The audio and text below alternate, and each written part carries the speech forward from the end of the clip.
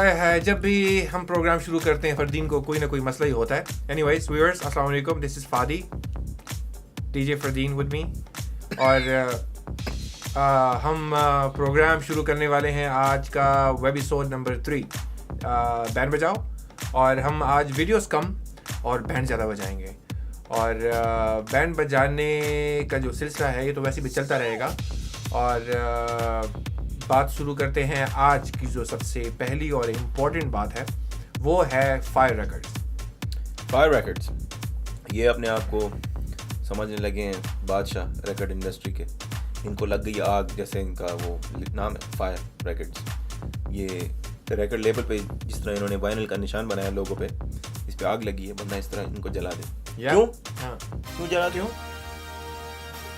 Websites के पीछे पड़ गए हैं. ये वेबसाइट्स तो हमें फेवर करती हैं. हाँ, बेसिकली क्या है कि जितनी भी पाकिस्तानी वेबसाइट्स हैं, चाहे pakmusic.net है, पाक स्टॉप, मेरे ख्याल में ये सारे एक ही हैं, पाक मंजिल हो गई, और भी काफ़ी सारी वेबसाइट्स हैं. लेकिन मेनली जो है मेरे ख्याल में pakmusic.net जो है उसके पीछे हाथ धो के पड़ गए हैं. इसलिए कि ये लोग तो खुद बड़ा महा काम कर रहे हैं. ये बहुत आर्टिस्टों को रिलीज़ कर रहे हैं और बहुत सारे पैसे भी दे रहे हैं. तभी इनके पीछे लगे हैं कि भाई ये वेबसाइट वाले भी पैसे बना रहे हैं. बेसिकली पाकिस्तानी वेबसाइट तो आर्टिस्ट को प्रमोट करने की कोशिश में लगे हुए हैं. उनको वो तो अपनी जेब से पैसे डाल रहे हैं वेबसाइट्स की मेंटेनेंस में और जो भी वेबसाइट पे जो खर्चे और लावाजमात होती हैं. उन्हें जहाँ तक मेरी इंफॉर्मेशन आई है, मुझे जो इंफॉर्मेशन मिली है वो ये है कि जो आर्टिस्ट हैं वो खुद ही अपने सिंगल्स या डेमोज इन्हें देते हैं कि आप अपने होम पेज पर लगा दें या ऐसे फीचर रिलीज में कर दें ताकि लोगों को पता चले कि हमारी नई एल्बम आने वाली है. बस. और ये कहते हैं कि प्रमोशन भी हम करेंगे, बेचेंगे हम, पैसे भी हम लेंगे. आर्टिस्ट जैसे बड़े अच्छे लेकर आ रहे हैं ना, ऐसे दादागिरी कर रहे हैं. हाँ नहीं, दादागिरी की तो बिल्कुल एग्जैक्टली एक किस्म की दादागिरी ही है कि जितने भी नॉन आर्टिस्ट हैं पाकिस्तान में उन्हीं को रिलीज़ किया जा रहा है लाइक धड़ाधड़. ठीक, अच्छी बात है, रिलीज़ करें, कोई प्रॉब्लम नहीं है. लेकिन जो नया टैलेंट जितना भी पाकिस्तान में है, जितने भी अपकमिंग आर्टिस्ट हैं, उनको इतनी लिफ्ट नहीं कराई जाती. ठीक है ना. क्या सुनने में आया कि 150 artist, over 150 artist fire records से साइन हुए हैं ऑलरेडी.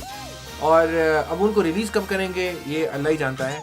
अच्छा, फिर रिलीज़ करते हैं उसके बदले में उनको कुछ मिलता भी है या नहीं, ये क्वेश्चन है. अब रीसेंट एग्जांपल दूंगा हमारे शिकागो के ही लोकल बैंड का, जिसका नाम है तर्ज. अब हाथ को तुम देखना ज़रा कम करो, ठीक है, और ध्यान दो. हिलता बहुत है यार वो पिछली दफा की तरह. तो क्यों ना हिलो? बीमारी है हिलने की. तो अब क्या करूँ? हाथ ऊपर ही हिल रहे हैं ना, आगे पीछे तो नहीं हिल रहे हैं ना. या ओके. शिकागो का जो लोकल बैंड है तर्ज, उनकी एल्बम का एक गाना है जिसको कंपोज तो ऑब्वियसली बैंड वालों ने ही किया है, तर्ज बैंड ने ही किया है. लेकिन हुआ क्या है, जो फायर रिकॉर्ड का हेड है डॉक्टर अकबर यजदानी, ये नाम आप लोग अपने पास नोट कर लें. डॉक्टर अकबर यजदानी, उन्होंने एज अ कंपोजर उस गाने में नाम लिखवाया है. और आप अभी आप लोग शायद ये बोल रहे हो कि हम हवाई बातें कर रहे हैं, राइट? नहीं, मगर उसने कैसे लिख लिया था? बैंड वालों ने कुछ कहा नहीं कि आपने कैसे लिख लिया? नहीं, तो बैंड वालों ने कुछ कहा या नहीं कहा, एक काम करते हैं, बैंड के मेंबर आसिफ से खुद जाके बात करते हैं. हम इस वक्त शिकागो के लोकल बेस्ड बैंड तर्ज के एक मेंबर आसिफ शेख के साथ मौजूद हैं. हम इनसे अभी बात करेंगे इनकी एल्बम के गाने कैसे ना दिल घबराए के बारे में. आइए इनसे कुछ सवाल जवाब करते हैं. मुझे ज़रा दाल में कुछ काला दिख रहा है. ये एल्बम जब बन रही थी, हम यहीं पे थे शिकागो में, और मैंने खुद देखा है कि एल्बम किसने बनाई, गाने किसने अरेंज किए, कंपोज किए, क्या है. लेकिन जब मैंने एल्बम देखा, एल्बम पे जब मैंने क्रेडिट्स पढ़े, उसमें नाम लिखा हुआ है डॉक्टर अकबर यजदानी का. इसकी क्या कहानी है? एक्चुअली कैसे ना जब बना था तो I was suppose to be happy mood, लेकिन पाकिस्तान जाने के बाद क्योंकि हम उसका एक ऑलरेडी हैप्पी वर्जन एक रिकॉर्ड करवा चुके थे, तो अब गाना रिकॉर्डिंग में था. जिस टाइम ये गाना कंप्लीट होता है, इसके लिरिक्स कंप्लीट होते हैं, उस टाइम डॉक्टर साहब यजदानी साहब वहाँ पे थे. तो उनके लिरिक्स के वर्ड्स में कुछ हेल्प आउट हुई थी, लेकिन गाने की कंपोजिशन नो डाउट तर्ज बैंड की है, असफर की है. तो मतलब ये है कि गाना कंपोजिशन जो है असफर की है और उन्होंने अपना नाम डाल दिया. क्या? Wow. What can I say? Okay, तो ये हालत है. कभी तो हमारे पाकिस्तानी आर्टिस्ट जो हैं वो कभी ऊपर जाते नहीं हैं, बेचारे खिसक जाते हैं, टूट जाते हैं सारे. तो ओके, तो अच्छा खैर चलिए, तो हमने ये बात आपसे सिर्फ कंफर्म करानी थी. इसे हमें पता चला था इस बात का एल्बम में जब स्पेशली क्रेडिट्स हमने पढ़े तो ये तो चले ठीक है, ये बात कंफर्म हो गई है और आप लोगों को भी ये बात पता चल गई है पाकिस्तान में कितनी दो नंबरी चल रही है। ये क्या बनेगा, क्या हो गया मुसलमानों की ईमानों को। चलते हैं वापस अपनी शो की तरफ। तो डॉक्टर साहब, सबसे पहली बात, खुद तो आप इसे काम बड़े अच्छे कर रहे हैं। हाँ, और क्या। वो कहते हैं ना कि जब किसी पे उंगली उठा दिखाते ना तो 4 उंगलियां अपनी तरफ हो जाती है। ऐसे फिर ऐसे ही है। हाँ, नहीं वो कहते उंगली उठाते ना। ये देखिए अभी वेबसाइट के पीछे पड़े हुए ना। मैं उंगली नहीं उठा रहा, मैं सबसे बड़े चोर है। आप पड़ गए हैं वेबसाइट्स वालों के पीछे। अपने आप को समझता है कंपोजर। हाँ। बहुत बड़ी याद है, मैंने अपने आप को कंपोज किया है। तानसेन समझते हैं। तानसेन तानसेन क्या होता है? तानसेन वो एक पुराने पहले कदीम एक वो था, वो क्या कहते हैं, गाने वाला था, वो सतार वगैरह पर बजाता था। पहले ड्रामा भी आता था सतार वाला बजा पावर कोड रहा है। वो ये बड़ी एल्बम रिलीज कर रहे हो, हाँ। तुम्हारे बोर्ड में कुछ तो म्यूजिक या म्यूजिक से ताल्लुक रखने लोग बैठे होंगे। ना रिश्वत फोन करो, हाँ भाई मेरा बंदा आ रहा है उसको रिलीज कर दो कि ओके सर रिलीज कर देंगे। नहीं, मगर इनकी कमेटी में हदीका कहनी का भाई नहीं बैठता। हदीका कहनी का भाई बैठा, हदीका कहनी को खुद एल्बम फ्लॉप हो गई है यार, तो वो बेचारा अगर बैठा भी है तो क्या हुआ। डॉक्टर साहब, ये सब आपकी ओए भरा बड़ी सोनिया गला कर दियो तुसी। आराम से यार, तेनों पसंद आई ने। अब जो नए आर्टिस्ट आ रहे हैं उनको भी जरा मौका दो यार, बेचारे पिस रहे हैं भेड़ की यार। कोई दुकानें खोल रहा है, कभी कोई किसी के कपड़े फटे हुए हैं। ये हालत है हमारे पाकिस्तानी टैलेंट की यार। और जो अच्छे टैलेंट वो भाग रहे हैं। कहाँ भाग रहे हैं? इंडिया भाग रहे हैं और कहाँ भाग रहे हैं। इसी के इंडिया में कला की अहमियत है और पाकिस्तान में बोलते हैं डम। और क्या बोलते हैं पाकिस्तान में? मरासी, कंजर। ये तो हालात हैं। तो फिर पाकिस्तान से वो भागेंगे नहीं तो और क्या होगा। और हम जो सपोर्ट करने वाले होते हैं वो कहते हैं कि ये सबसे बड़ा कंजर है ना।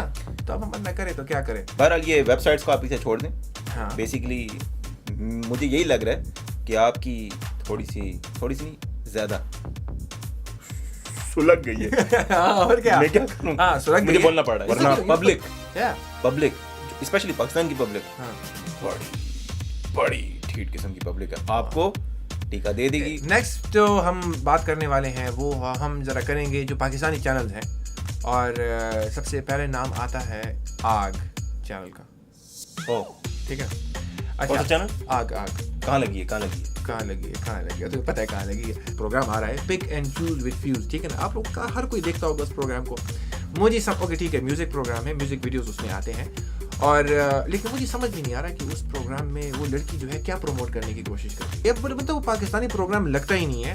वो लग ये रहा है कि बॉलीवुड, नॉट इवन पाकिस्तानी, बॉलीवुड और हॉलीवुड का मिक्सर करके है। मतलब कपड़े ना ढंग के, ये जिस किस्म का गेटअप करके आती हैं थोड़ा यार पाकिस्तानी लगे। ठीक है ना, ताकि कम से कम बच्चे उनको देखें तो ये कम से कम देखें कि यार लाइक स्पेशली जो अमेरिका में छोटे बच्चियां हैं, कम से कम वो देखें तो वो कम से कम ये बोले कि हाँ यार हम पाकिस्तान में जाएंगे तो पाकिस्तान में थोड़ी बहुत हया पर्दादारी है यहाँ के बनिस्बत। नहीं क्या भाई, देखो म्यूजिक ऐसा फील्ड है जिसमें ये लोग जब तक हॉलीवुड या बॉलीवुड की कॉपी नहीं करेंगे, हाँ। हमारे अपने लोग इन्हें यार देखो क्रेडिबिलिटी वो नहीं देंगे। हमारे जो पाकिस्तानी आर्टिस्ट है वो अपने ही तरीके में यूनिक है। नहीं, मगर क्रेडिबिलिटी जो है उन्होंने बनानी है। हाँ, क्रेडिबिलिटी तो म्यूजिक के हवाले से बनाए ना। नहीं, उन्होंने ये भी दिखाना है कि उनकी प्रोडक्शन बिल्कुल वैसी है।